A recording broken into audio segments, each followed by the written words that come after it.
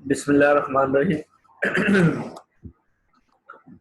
My name is Dr. Zubair Ahmed. Today we continue determinant.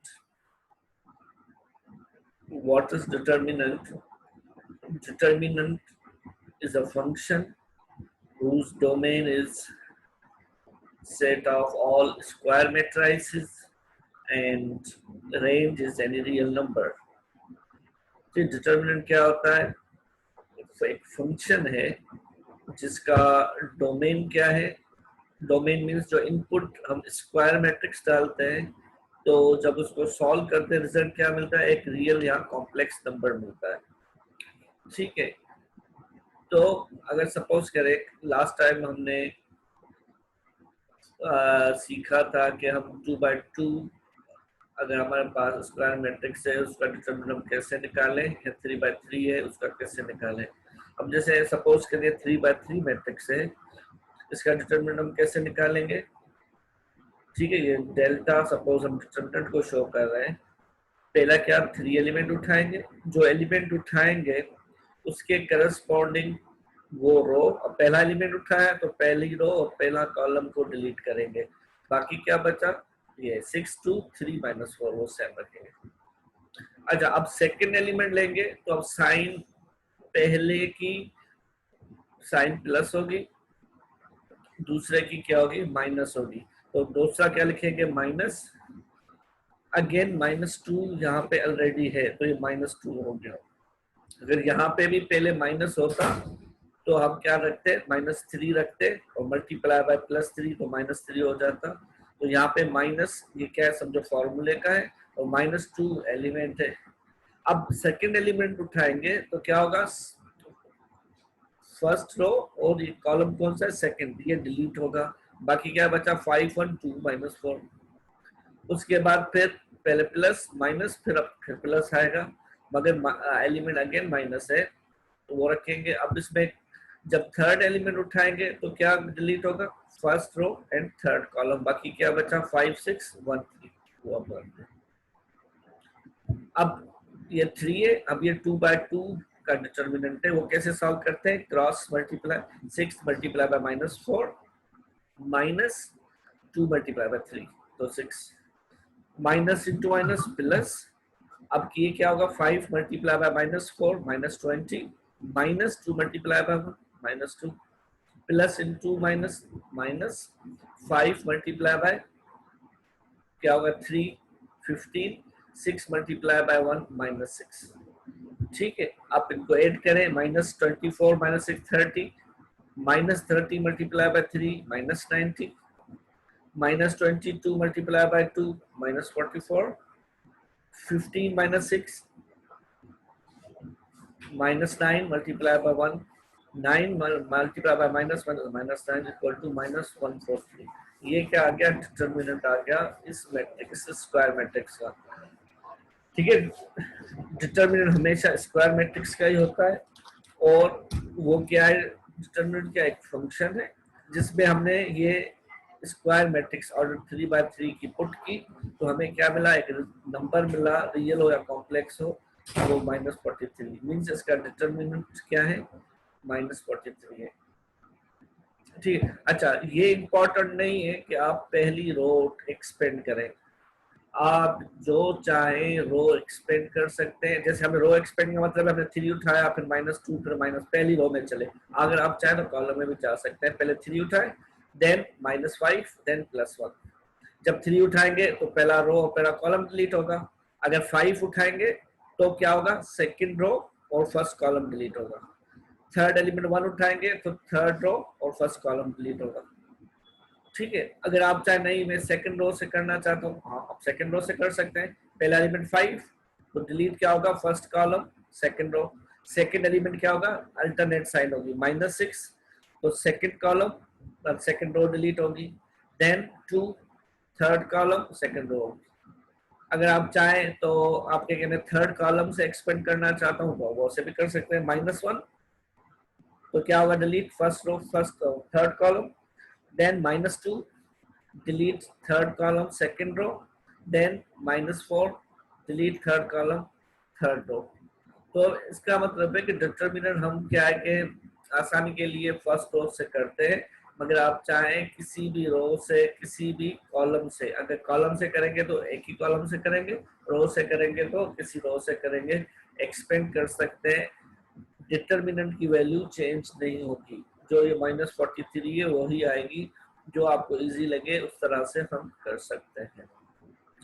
ठीक है,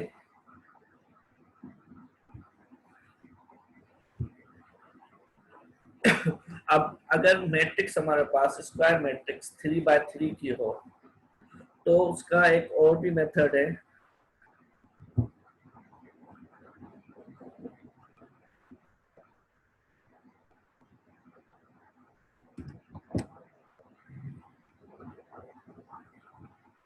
आवाज मेरी आ रही है आपको?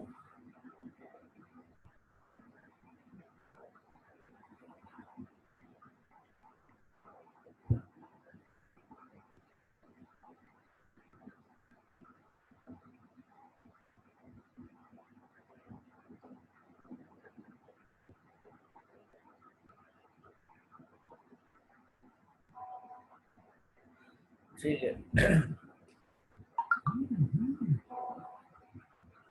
ठीक है, अगर हमारे पास 3x3 की मैट्रिक्स हो तो उसका एक और भी मेथड है जिससे हम डिटरमिनेंट सॉल्व कर सकते हैं, मतलब ये सिर्फ फिक्स है 3x3 के लिए, उसके अलावा हम नहीं कर सकते। सपोज करें हमारे पास क्या है, a11 एक डिटरमिनेंट है, ये साइन किसकी है, डिटरमिनेंट की है। ठीक है, और अगर मैट्रिक्स होती है तो उसको हम पैरेंथेसिस में या ब्रैकेट्स में लिखते हैं। ये क्या, a11 a12 a13 a21 a22 a23 a31 a32 a33। अब इसको सॉल्व करने के लिए हम क्या करेंगे, पहले 3 कॉलम है हम ये सेम रखेंगे। ठीक है, इसको हम first column, second column, third column, 3 column लिख लिए। अगेन पहले 2 कॉलम रिपीट करेंगे। अब ऑर्डर किया था 3x3 था, तो अब ये 5 हो जाएगा। अब दो जो कॉलम है अगेन रिपीट करेंगे। ठीक है, ये first column, second column, third column जो गिवन था, उसके बाद फर्स्ट और सेकंड कॉलम फिर हम लिखेंगे। अब क्या करेंगे, हम ट्रिपल एलिमेंट्स बनाएंगे, एरो देंगे फ्रॉम लेफ्ट। कहां से चलेंगे हम एरो पुट करेंगे, जो टॉप एलिमेंट है, पहला एलिमेंट क्या है, 1 1 है। ठीक है, जो लेफ्ट कॉर्नर पे है वहां से हम एरो लगाएंगे डाउन राइट कॉर्नर पे। अब देखें a11 a1 a22 a23, यहाँ पे एलिमेंट खत्म हो गया। फिर दूसरा एरो यहाँ से होगा, अब जो a112 डायगोनली हम जाएंगे, a12 a23 a31। ठीक है, फिर थर्ड में a13 a21 अब देखें यहाँ पे सिर्फ 2 एलिमेंट आ रहे हैं, यहाँ पे एरो नहीं लगाएंगे, सिर्फ एरो कहाँ पे लगाएंगे, जहाँ पे 3 एलिमेंट्स हो गए। हो गया। अब फिर इस तरफ आ जाए बिल्कुल राइट पे, अब यहाँ पे एरो लगाएंगे 3 एलिमेंट पे, a12 a21 a33। फिर इस पे a11 a23 a32। फिर यहाँ पे a13 a22 a3। अब यहाँ पे देखो कोई भी एरो नहीं आ। ठीक है, पहले लेफ्ट कॉर्नर से टू डाउन राइट कॉर्नर पे जाएंगे, and then right top corner to left down corner पे जाएंगे एरो। अब उसके बाद जो एलिमेंट एरो में उनको मल्टीप्लाई करेंगे। अब क्या यहाँ पे देखो a11 a22 a33 ये रहा। फिर दूसरा क्या है, प्लस a12 a23 a32 ये दूसरा है। प्लस तीसरा क्या है, a13 इंटू a21 a32 ये तीसरा क्या है। ठीक है, अब ये पूरे खत्म हो गए जो लेफ्ट से आ रहे थे। फिर क्या आएगी, माइनस साइन। अब जो राइट से आए थे, अब राइट से कौन से थे, ये 3 एलिमेंट है a12 21 13। दूसरा क्या है a11 a23 a32। तीसरा क्या है a13 23। ये 3 एलिमेंट्स यहाँ पे। ठीक है, अब इनको आपस में मल्टीप्लाई करें, ऐड करें और से सब्ट्रैक्ट करें तो हमें डिटरमिनेंट मिल जाएगा। ये मेथड किसका है, जब मैट्रिक्स 3x3 की हो, सिर्फ उस पर इसलिए यूज कर सकते हैं, अदरवाइज यूज नहीं कर सकते। सही है। अब 3x3 मैट्रिक्स में क्या है, 3 कॉलम सेम रखेंगे। अगेन 2 जो पहले कॉलम है वो रिपीट करेंगे, 5 हो जाएंगे।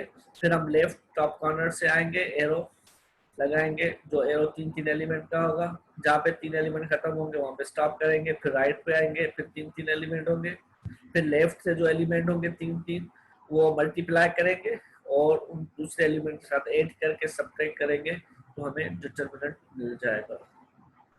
सही है, ये एक तरीका है। अगर आपके पास 3x3 मैट्रिक्स हो जिसका डिटरमिनेंट फाइंड करना हो तो इस मेथड से भी फाइंड कर सकते हैं, अदरवाइज एलिमिनेशन मेथड तो है ही। अब है सम प्रॉपर्टीज ऑफ डिटरमिनेंट। ठीक है, अब डिटरमिनेंट की प्रॉपर्टीज क्या है कि with help of the properties हम इजीली डिटरमिनेंट फाइंड कर सकते हैं विदाउट सॉल्विंग। अब क्या है कि number first property, if any row और column of a determinant is multiplied by a constant number। ठीक है, किसी भी अगर किसी रो या कॉलम जो डिटरमिनेंट का है, ठीक है, तो उसको हम किसी कांस्टेंट नंबर से मल्टीप्लाई करें, its value will be increased by that number in magnitude। ठीक है, सपोज करें एक डिटरमिनेंट है, वो हमने फाइंड किया, उसकी वैल्यू क्या आई है, 3 आई है। अगेन हम उसी डिटरमिनेंट को जो स्क्वायर मैट्रिक्स का निकाला था उसकी किसी भी पूरी रो को या किसी कॉलम को 3 से मल्टीप्लाई कर रहे हैं। 3 से मल्टीप्लाई करने के बाद अगेन डिटरमिनेंट निकालेंगे। पहले डिटरमिनेंट क्या आया था, 2 आया था। अब डिटरमिनेंट क्या आएगा, 3 मल्टीप्लाई बाय 2, तो मीन 6 हो जाएगा। ये चाहे रो से करें चाहे कॉलम से करें। ठीक है, ये प्रॉपर्टी। अब देखिए इसका एग्जांपल। ठीक है, अब ये 2/2 का डिटरमिनेंट है, इसका डिटरमिनेंट क्या होगा, 12 माइनस 2 10।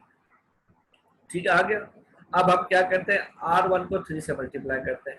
R1 कौन सी है, ये, तो ये क्या हो जाएगा 9 3 और ये सेम रहेगा, ये आ गया। अब मल्टीप्लाई करने के बाद हम डिटरमिनेंट्स का फाइंड करें, क्या हुआ 36 माइनस 6 क्या है 30। तो पहले क्या आया था 10, 3 मल्टीप्लाई करने के बाद क्या आ गया 3 मल्टीप्लाई बाय 10 मींस 30।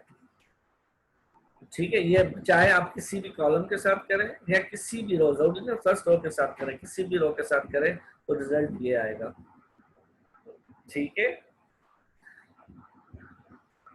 नंबर 1। अगर नंबर सेकंड प्रॉपर्टी कि इफ एनी रो और कॉलम ऑफ डिटरमिनेंट इज 0। ठीक है, अगर किसी भी स्क्वायर मैट्रिक्स से जब हम डिटरमिनेंट निकालते हैं, अगर कोई एक रो 0 हो जाए या कोई एक कॉलम 0 हो जाए तो उसका डिटरमिनेंट की जो वैल्यू है वो 0 हो जाती है। जैसे ये देखें, ये क्या एलिमेंट आ रहे हैं 0 0। अब इसका डिटरमिनेंट निकालें, क्या होगा 0 multiply by 2 0 minus 0 multiply by 3 0। ठीक है, चाहे कॉलम आए फिर भी उसमें यही वैल्यू आएगी, रो आए या कॉलम आए उसमें रिजल्ट क्या होगा, सेम ही होगा। ठीक है, अब यहाँ पे सपोज करें कॉलम है, अब आप एक्सपेंड करें, कहीं से भी करें, किसी रो में से करें किसी कॉलम से करें, क्या होगा 0 मल्टीप्लाई 5 माइनस 0 मल्टीप्लाई बाय 3, तो क्या आएगा 0 minus 0, this is like this. ठीक है, इफ एनी रो और column of determinant 0 it's value is 0। Number third, if two rows or columns of determinant are identical, means identical means same। अगर किसी कोई भी दो रोज या कॉलम ऑफ डिटरमिनेंट क्या आ जाए, आइडेंटिकल या सेम आ जाए, तो उसका डिटरमिनेंट भी 0 होता है। अब देखो 0 की दो प्रॉपर्टी आ गई, अगर कोई रो या कोई कॉलम किसी भी डिटरमिनेंट का 0 हो जाए तो क्या होगा, डिटरमिनेंट 0 हो जाएगा। नंबर दूसरी बात, अगर कोई भी दो रो या दो कॉलम सेम हो जाए, आइडेंटिकल हो जाए, तो तब भी डिटरमिनेंट क्या होगा, 0 हो जाएगा। अब जैसे देखें 2 1 एंड 2 1 दोनों सेम है, इसका डिटरमिनेंट निकाले हम, क्या होगा 2 माइनस 2 0। इसी तरह से अगर दो कॉलम सेम हो जाए, देखेंगे फर्स्ट सेकंड कॉलम सेम, तो उसका डिटर्मिनेंट भी क्या होगा, 0 हो जाएगा। नंबर 4, इफ टू रोज और कॉलम ऑफ डिटर्मिनेंट और इंटरचेंज। ठीक है, किसी भी दो रोज को या दो कॉलम्स को अगर हम इंटरचेंज करें, its value will be change by negative sign. ठीक है, जैसे हम मैट्रिक्स में इक्लॉन फॉर्म में किसी भी दो रोज को दो कॉलम्स को इंटरचेंज करते थे, उसमें कहते थे this matrix is row equivalent to this matrix. मगर डिटर्मिनेंट में क्या है, अगर कोई भी दो रोज अगर आप इंटरचेंज करेंगे या दो कॉलम्स आप आपस में इंटरचेंज करेंगे, तो उसका डिटर्मिनेंट तो सेम ही रहेगा, डिटर्मिनेंट की वैल्यू चेंज नहीं होगी, मगर साइन नेगेटिव हो जाएगी, वो मल्टीप्लाई माइनस साइन से हो जाएगा। जैसे देखें, ये डिटर्मिनेंट, ये कोई 2x2 मैट्रिक्स है, अब इसको मल्टीप्लाई करें, 3 मल्टीप्लाई बाय 5 15 माइनस 2 क्या हो गया, 13 13।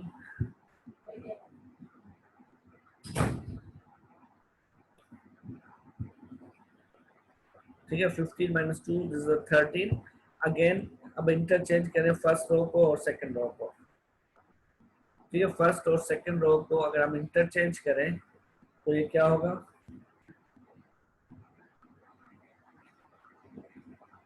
तो ये ऊपर आ जाएगा 1 5 और 3 2। अब टेक डिटर्मिनेंट 1 2 माइनस 3 5, तो क्या आ गया माइनस 13। यहाँ पे क्या था 13 और यहाँ पे क्या है माइनस 13।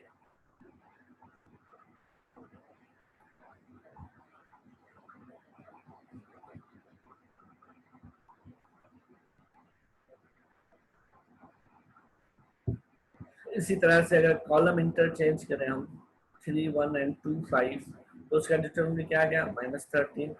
मीन्स अगर दो रोज इंटरचेंज करें या दो कॉलम्स इंटरचेंज करें, डिटर्मिनेंट क्या होगा, सेम रहेगा, मगर माइनस साइन उससे मल्टीप्लाई होगा।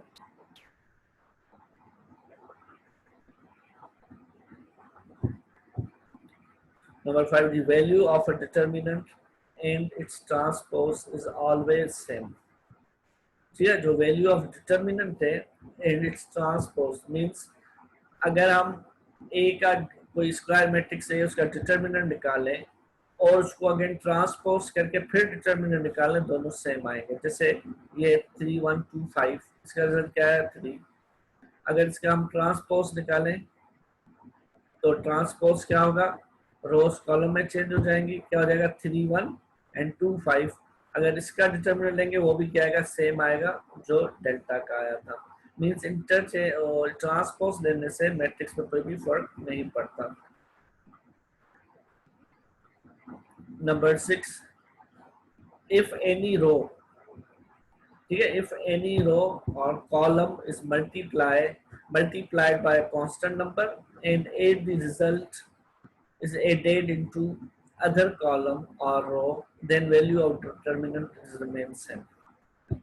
ठीक है, कह रहा है कि अगर किसी भी रो में या कॉलम को हम मल्टीप्लाई किसी कांस्टेंट नंबर से करें, ठीक है, and result is added into other row और कॉलम, और उसी जिसको हमने मल्टीप्लाई रो को किया या कॉलम को किया उसको हम ऐड कर दें किसी और रो में या कॉलम में, तो जब डिटर्मिनेंट निकालेंगे तो डिटर्मिनेंट रिमेन सेम रहेगा, चेंज नहीं होगा। जैसे पहले ये एक मैट्रिक्स है, इसका डिटर्मिनेंट क्या है 15 माइनस 2 13। ठीक है, अब हम क्या करते हैं, रो या कॉलम को मल्टीप्लाई करते हैं और किसी और रो में ऐड करते हैं। ठीक है, अब हमने 2 को मल्टीप्लाई किया R1 से और रिजल्ट ऐड की R2 पे, means multiply row R1 by 2 and add result in R2। तो अब 2 से R1 को मल्टीप्लाई किया तो इट मींस R1 तो सेम रहेगी 3 1। अब 2 से मल्टीप्लाई करके ऐड किया तो ये क्या हो गया 8 और ये क्या हो गया 7। अब ये न्यू मैट्रिक्स मिल गई, अब न्यू डिटर्मिनेंट मिल गया। अब इसका डिटर्मिनेंट निकालें तो क्या है, वो भी 13 आया जो ऊपर यहाँ पे 13 आया था। ठीक है, इसका 13 था, हमने क्या किया 2 को मल्टीप्लाई किया, ये क्या हो गया 6, ये क्या हो गया 2, 6 प्लस 2 8। अब R2 क्या हुई 8, ये 2 प्लस ये 7। अब न्यू डिटर्मिनेंट जो हमें फाइंड करना है वो कौन सा फाइंड करना है, 3 1 और 8 7। अब उसका भी जो डिटर्मिनेंट की वैल्यू है वो सेम आएगी जो वैल्यू इसमें आई है। ठीक है, इसी तरह से आप कॉलम में भी कर सकते हैं। अगर हम C2 को 3 से मल्टीप्लाई करें और C1 में 8 करें, ठीक है, तो इट मींस जो न्यू जो हमारे पास डिटर्मिनेंट आएगा जिसकी वैल्यू हमें फाइंड करनी है, अब क्या आ जाएगी 6 17 1 एंड 5। अब इसका डिटर्मिनेंट 13 आएगा। मींस किसी भी रो को या कॉलम को किसी नॉन जीरो एलिमेंट से मल्टीप्लाई करें और 8 रिजल्ट करें किसी और रो या कॉलम में, तो उसका डिटर्मिनेंट चेंज नहीं होगा। सही है।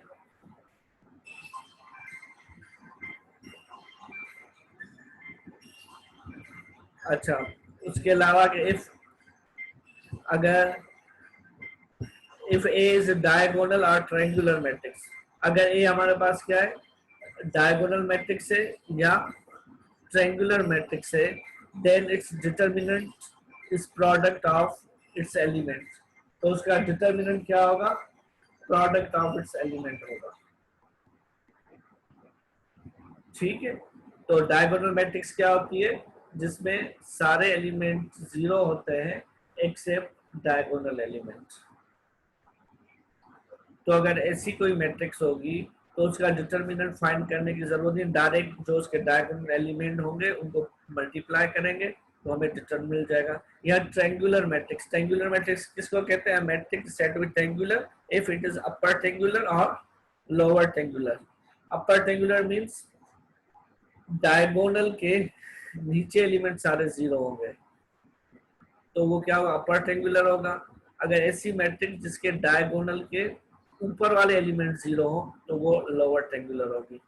अगर मैट्रिक कोई भी मैट्रिक्स है उसका ऐसा स्ट्रक्चर हो डायगोनल के नीचे सारे एलिमेंट जीरो हो, ऊपर वाले भले कुछ भी हो, तो उसका डिटरमिनेंट क्या होगा, product of diagonal element, lower triangular हो या अपर ट्रायंगुलर हो। अगर डायगोनल मैट्रिक्स होगी, डायगोनल मैट्रिक्स मींस डायगोनल के अलावा सारे एलिमेंट जीरो, तो उसका डिटरमिनेंट क्या होगा, प्रोडक्ट ऑफ डायगोनल एलिमेंट। और अगर मैट्रिक्स हमारे पास आइडेंटिटी हो, ठीक है, आइडेंटिटी मैट्रिक्स मींस ऐसी डायगोनल मैट्रिक्स जिसमें डायगोनल एलिमेंट 1 1 हो, तो आइडेंटिटी मैट्रिक्स का डिटरमिनेंट हमेशा क्या होता है, 1 होता है।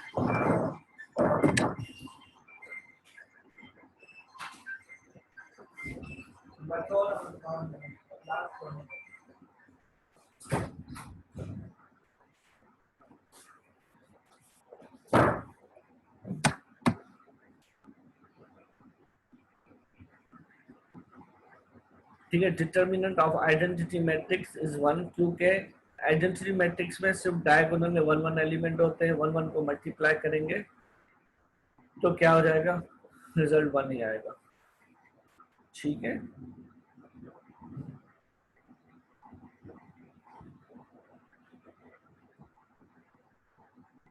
ठीक है, ये क्या थी सारी प्रॉपर्टीज ऑफ डिटर्मिनेंट। दूसरे हमारे पास होते हैं माइनर। माइनर क्या होता है, the minor of an element Eij is the determinant of order n minus 1 into n minus 1 obtained by eliminating ith row and jth column। ठीक है, Aij अगर एलिमेंट है, इसका माइनर फाइंड करना है, तो इसका माइनर क्या होगा, एक ऐसा डिटर्मिनेंट होगा जिसका ऑर्डर क्या होगा, अगर कोई स्क्वायर मैट्रिक्स है उसका ऑर्डर n है, तो Aij का ऑर्डर क्या होगा, n minus 1 into n minus 1। अगर कोई स्क्वायर मैट्रिक्स है जिसका ऑर्डर 3 है, तो Aij का माइनर क्या होगा, ऑर्डर 2/2। अगर 4/4 है तो क्या होगा, 3/3। और कैसे ऑब्टेन होगा, जैसे हम डिटर्मिनेंट फाइंड करते हैं deleting ith row and jth column. Delete क्या करेंगे, ith रो को और jth कॉलम को डिलीट करेंगे तो वो हमें मिलेगा माइनर। अब जैसे हर एलिमेंट का हम माइनर फाइंड कर सकते हैं, जैसे हमारे पास है ये क्या है, this determinant of a equal to this, अगर हम माइनर फाइंड करना चाहें A11, तो माइनर है तो उसको हम यूजुअली M से शो करते हैं, जिससे 11 M11 क्या है, माइनर ऑफ A11, जिसको रिप्रेजेंट करेंगे M11 से।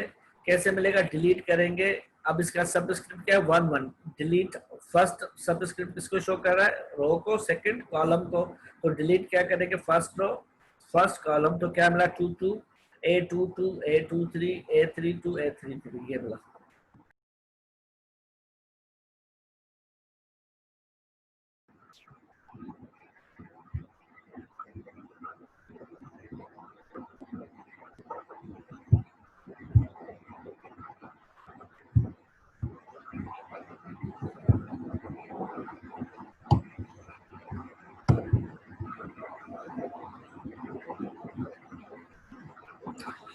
ठीक है, ठीक है। Minor of element A11, minor of an element A11 को कैसे हम शो करते हैं, M11 से। और कैसे मिलेगा minor of A11, deleting first row and first column. जो बाकी डिटर्मिनेंट क्या होगा, ऑर्डर, क्योंकि ये 3 by 3 का है, तो ऑर्डर डिटर्मिनेंट का ऑर्डर क्या होगा, 2 by 2 होगा। सही है। अब इसी तरह से आप कोई भी माइनर हम फाइंड कर सकते हैं। अगर सपोज करें हम माइनर फाइंड करें 32 का, ऑफ एलिमेंट A32। अब A32 क्या है, ये है A32। अब डिलीट क्या करेंगे, थर्ड रो, क्योंकि फर्स्ट क्या है 3, तो थर्ड रो सेकंड कॉलम ये डिलीट करेंगे। तो बाकी क्या बचा, A11 A21 A13 A23। इसका डिटर्मिनेंट लिखेंगे, ये डिटर्मिनेंट होगा ऑफ A32। ठीक है, एलिमिनेट क्या करेंगे, थर्ड रो सेकंड कॉलम।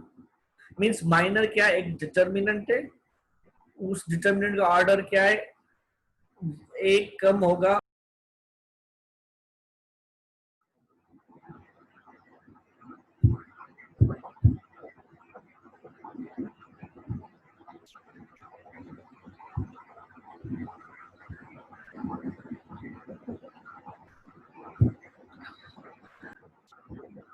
ठीक है। अब माइनर ऑफ 32 का मतलब क्या, eliminating third row and second column. ठीक है, अगर ओरिजिनल जो डिटर्मिनेंट 3 का होगा, तो उसके माइनर का ऑर्डर क्या होगा, हमेशा 2 by 2 होगा। अगर ओरिजिनल मैट्रिक्स 4 होगी, तो उसका माइनर क्या होगा, 3 by 3 का होगा।